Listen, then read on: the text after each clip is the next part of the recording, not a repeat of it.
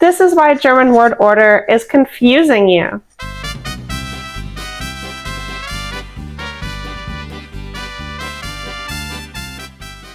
Let's look at simple sentence structures first. Unlike English, where word order dictates the meaning, German relies on a combination of word order and grammatical cases. In the easiest form, a German sentence follows the subject-verb-object form, just like English. For example, ich esse einen Apfel. It means I eat an apple, where I, is the subject, esse, eat, is the verb, and einen Apfel, an apple, is the object. But what sets German apart is its flexibility in word order thanks to its case system. It has 4 cases: the nominative, accusative, dative, and genitive. And these cases indicate the role of the nouns and pronouns in the sentence, like the subject, direct object, indirect object, and possession. And what can confuse English speakers is that German allows for greater flexibility in word order. You can rearrange parts of the sentence to emphasize things without changing the core meaning.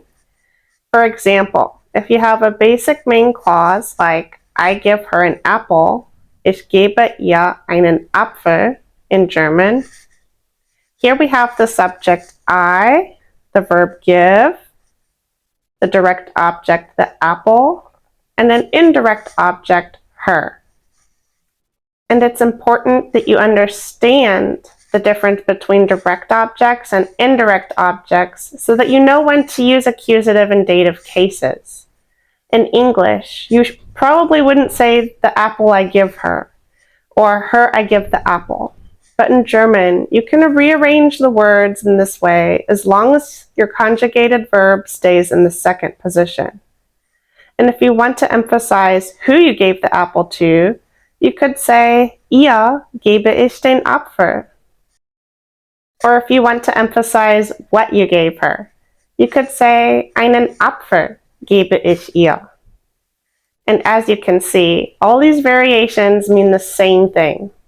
And that's what makes learning to use the German case system correctly so important to understanding and communicating in German. But before you can use the case system correctly, you have to know the genders of the nouns. Think of German noun genders, cases, and verbs as puzzle pieces that you have to assemble before you see the bigger picture. And once you learn the individual grammar rules, you'll be able to put the German sentences together effortlessly.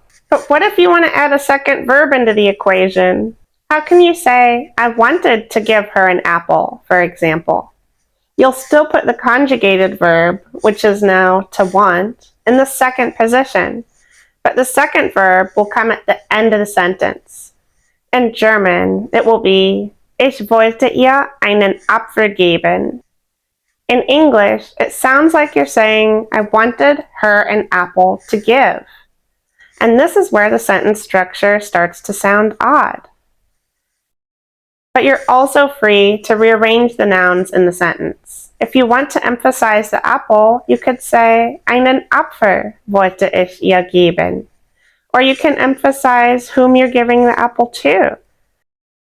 In these sentences, you can see how the conjugated verb stays in the second position, and the unconjugated verb comes at the end. Only the subject, direct object, and indirect object are moving around. Let's practice with a few more examples.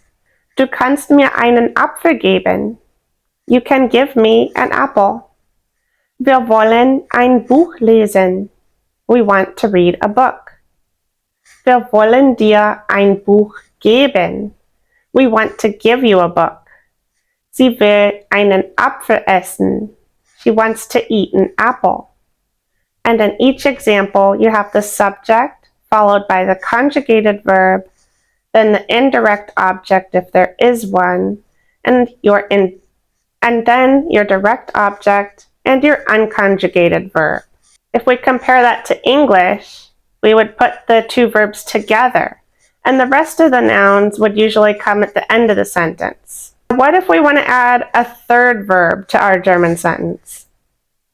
You want to say, I will want to give her an apple. Then you put your conjugated verb in the second position as usual. This time the verb will, werden, is conjugated. The other two verbs get sent to the end of the sentence. Then you end up with the sentence, Ich werde ihr einen Apfel geben wollen. And if you want to switch things up, you can say, einen Apfel werde ich ihr geben wollen. Or, ihr werde ich einen Apfel geben wollen. All three variations mean I will want to give her an apple. Let's look at a few other example sentences. Ich wollte den Satz formulieren können. I wanted to be able to formulate the sentence. Du hast Deutsch sprechen müssen. You had to speak German. Wir wollen unsere Geschenke öffnen dürfen.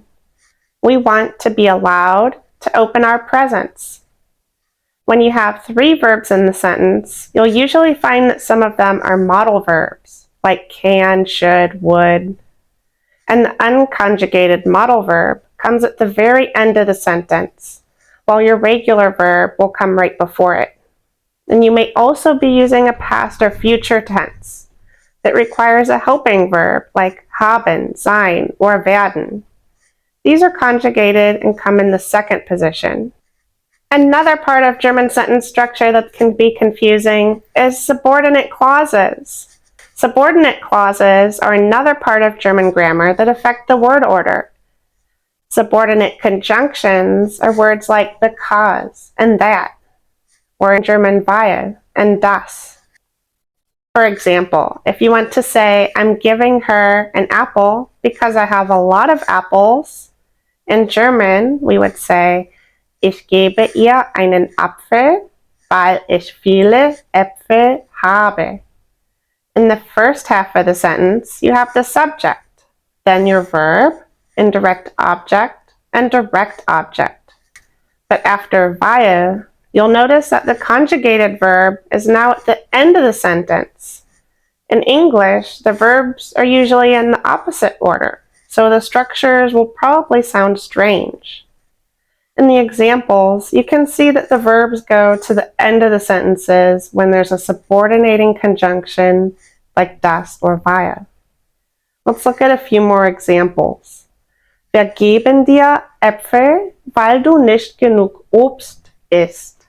We're giving you apples because you don't eat enough fruit. Bist du sicher, dass sie dir einen Apfel schenken wollte? Are you sure that she wanted to gift you an apple? Gibt mir keine Äpfel, weil keine Äpfel bekommen hat. He isn't giving me any apples because he didn't get any. Ich wusste nicht, dass ich mehr Obst essen sollte. I didn't know that I should eat more fruit.